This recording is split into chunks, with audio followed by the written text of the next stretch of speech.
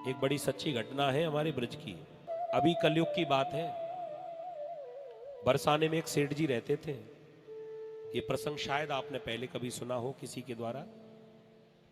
सच्ची घटना है। बहुत बड़े धनवान, लेकिन एक इच्छा थी कि मेरी एक बेटी हो जाए। लेकिन संयोग से 3 बेटा हुए। 3 बेटा, बेटी नहीं हो पाई। मन को समझाने लगे कि कोई बात नहीं, बेटी नहीं हुई, बेटों के विवाह कर दूंगा, शायद उनको बेटी हो जाए, अपनी बेटी मान लूंगा उसको। ऐसा संयोग के घर में 3 बच्चों के विवाह हो गए, उनको भी बेटी नहीं हुई। एक बात बताऊं मैं, जीवन में कभी भी कोई पूर्ण नहीं होता, एक ना एक कमी तो रहती है। हमारे जीवन में भी एक कमी रहेगी। सब कुछ मिलेगा आपको, लेकिन एक कमी हमेशा रहती है। मैं कहता हूं ना, कभी कभी एक सूफी संत ने कहा है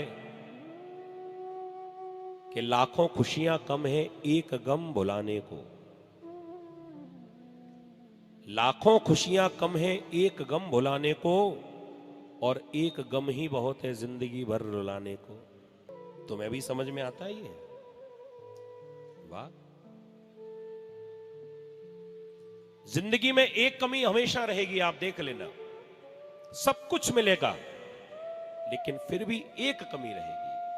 सेठ जी को सब कुछ मिला, व्यापार भी मिला, संपत्ति भी मिली, लेकिन बेटी की इच्छा थी, बेटी नहीं मिली। बच्चों के विवाह हो गए, उसको भी, बच्चों को भी, किसी को भी बेटी नहीं हुई, सबको बेटा ही हुए। दुखी रहते थे। एक बार एक महात्मा जी दुकान पर पहुंचे। सेठ जी बैठे बैठे उदास थे।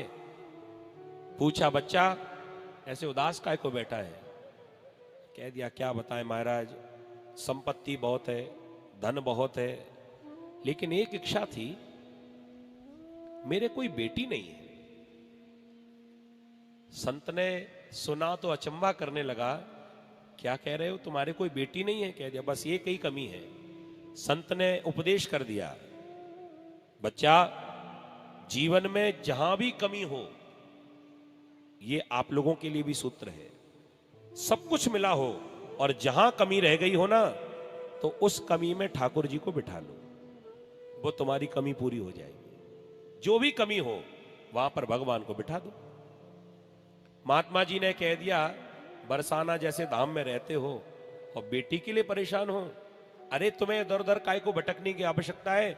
तुम तो राधा रानी को ही अपनी बेटी मान लो। महात्मा जी की बात सुनकर सेठ जी के तो आंखों में आंसू आ गए। रे राम राम, पूरा जीवन बीत गया और मैंने तो कभी सोचा ही नहीं। अरे मैं तो अपनी लाडली को ही अपनी बेटी मान लेता। तुरंत ही इतने प्रसन्न हो गए।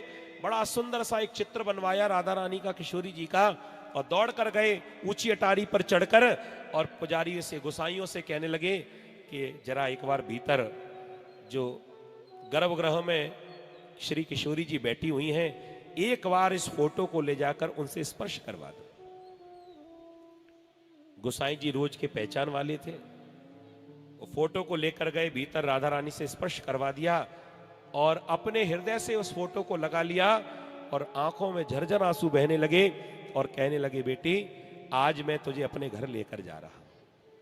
ऐसा भाव बना लिया कि मैं आज अपनी लाली को अपने साथ लेकर जा रहा हूं। बड़े प्रसन्न रहने लगे, घर में स्थान दे दिया, बढ़िया रोज आरती करते हैं, पूजा करते हैं, भोग लगता है, प्रेम से प्रसाद पाते हैं, और हमेशा यही भाव रहता है कि राधा रानी तो मेरी बेटी है, ये किशोरी जी तो मेरी लाली है। ऐसा मन में भाव बनाया। एक बार की बात, एक चूड़ी पहनाने वाली आई, दुकान पर पहुंची। सेठ जी कोई चूड़ी पहनने के लिए है क्या? सेठ जी ने कह दिया, यहां कहां मिलेगी, घर चली जा, घर में बहुएं हैं, वहीं जाकर पहना देना। पुराने जमाने की बात है ना। आजकल तो अब ये सब व्यवस्थाएं समाप्त हो गई। पहले आते थे घर घर चूड़ी पहनाने वाले। वो मने हारे नाई सेठ जी के घर पहुंची एक एक करके बहुएं आ गई और चूड़ियां पहनने लगी। 3 बहुएं थीं, तीनों बहुएं आईं, अपने पसंद की चूड़ियां पहनी और भीतर चली गईं। लेकिन उसी घर में राधा रानी को अपनी बेटी बनाकर लाए थे ना, भाव सच्चा था। और भगवान को यह वचन दिया है कि मैं ब्रज को छोड़कर कभी जाऊंगी नहीं, लेकिन कोई ऐसा मानने वाला तो हो। तो 3 बहुएं चूड़ी पहनकर जब भीतर चली गईं, तो उस फोटो में से निकलकर हमारी साक्षात राधा रानी किशोरी जी प्रकट हुई और छम छम करती हुई और मनेहारिन के सामने अपना हाथ आगे कर दिया कि मुझे भी चूड़ी पहनाओ।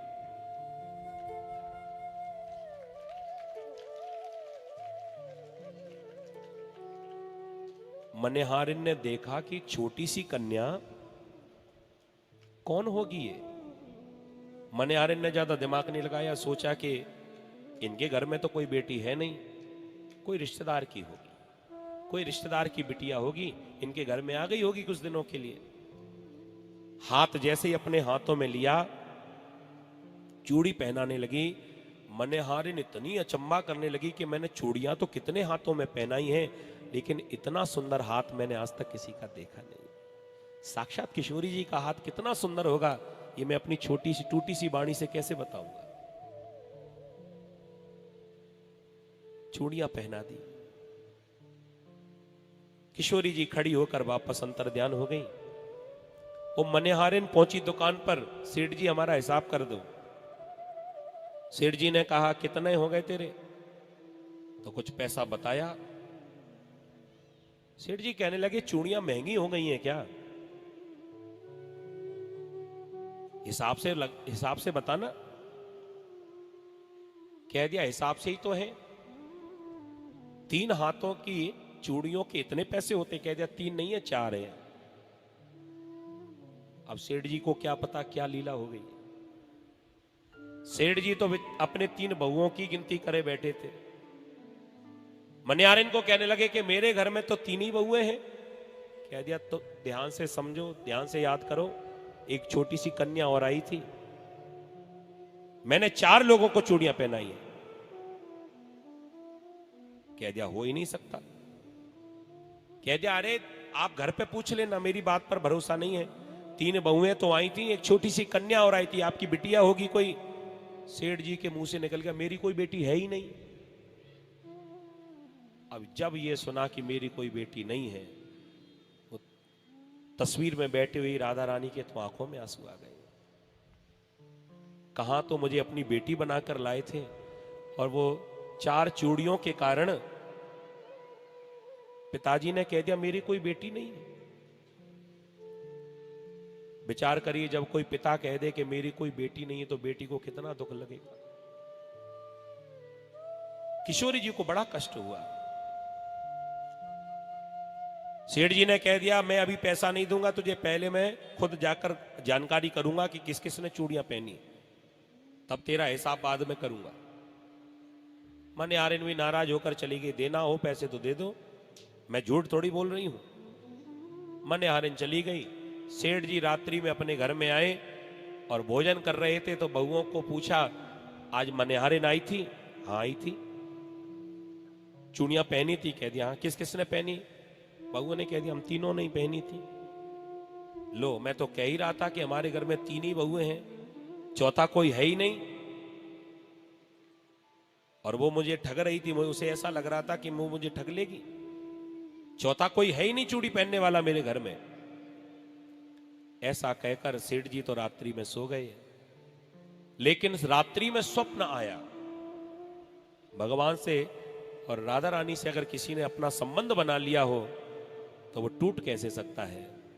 सपने में ही राधा रानी रोती हुई, आंखों में आंसू भरे हुए, और सेठ जी ने जब रोती हुई लाडली को देखा तो सेठ जी सपने में पूछ रहे हैं कि किशोरी जी कहां भयो, ऐसे रो काय को रही हो? रोते हुए किशोरी जी ने कह दिया पिताजी 4 चूड़ी के लिए तुमने मुझे पराया कर दिया। कितने हौस में मुझको लेकर आए थे, तू मेरी लाली है, तू मेरी बेटी है, अपनी बेटी बनाकर मुझे घर में लाए थे। मैं तो बड़ी प्रसन्न हुई थी कि द्वापर युग में वृषभान मेरे पिताजी थे और कलयुग में आप मेरे पिताजी हैं। लेकिन आपने तो 4 चूड़ी के चक्कर में मुझसे संबंध ही तोड़ दिया, मुझे पराया कर दिया। सेठ जी को जब ध्यान आया, राम राम, बहुत बड़ी गलती हो गई। वो मन्यहारिन सही कह रही थी कि 3 बहुओं के अलावा ये राधा रानी भी तो मेरी बिटिया है। ओहो, बहुत बड़ी भूल हो गई। सेठ जी की जब आंखें खुली, पसीना पसीना हो गए। आधी रात का समय, बच्चों को जगाया नहीं, खुद ही खड़े हुए, अपना कुर्ता पहनकर, धोती पहनकर, छड़ी लेकर रात्रि में ही पहुंचे मन्यहारिन का घर। पूछते पूछते आधी रात के समय दरवाजा खटखटाने लगे। मन्यहारिन, मन्यहारिन, बाहर आओ। मन्यहारिन ने कहा, सेठ जी अब जो भी हिसाब है वो कल कर देना, आधी रात में काहे को परेशान हो रहे हो। कह दिया, नहीं, सवेरे तक तो मेरे प्राण ही निकल जाएंगे रोते रोते, तू अभी आ। बाहर निकल कर आए और पैसा दिया। 4 जगह चूड़ियां पहनाई हैं। अपनी बिटिया का भी जो चूड़ियों को पहनाने का जो पैसा था वो दे दिया। और मन्यहारिन को देखकर झरझर आंखों में आंसू बहने लगे। हाथ जोड़कर कहने लगे, तू बड़ी धन्य की है। क्या हुआ सेठ जी? कह दिया, मैंने तो अपनी बेटी बनाया था राधा रानी को, आज तक मेरी बिटिया ने अपने बाप को दर्शन नहीं दिया। तू तो केवल चूड़ी पहनाने वाली थी। तू कितनी भाग्यशाली है कि साक्षात किशोरी जी प्रकट होकर तेरे हाथों से चूड़ियां पहन गई, मुझे तो पता ही नहीं चला, तुझे भी पता नहीं चला। ऐसी कृपा राधा रानी की है। तो कहने का भाव, कोई मानने वाला हो, कोई संबंध बनाने वाला हो, और जो परमात्मा से सच्चा संबंध बना लेता है, भगवान उसको दर्शन देते हैं। पता नहीं किस रूप में आकर नारायण मिल जाएंगे।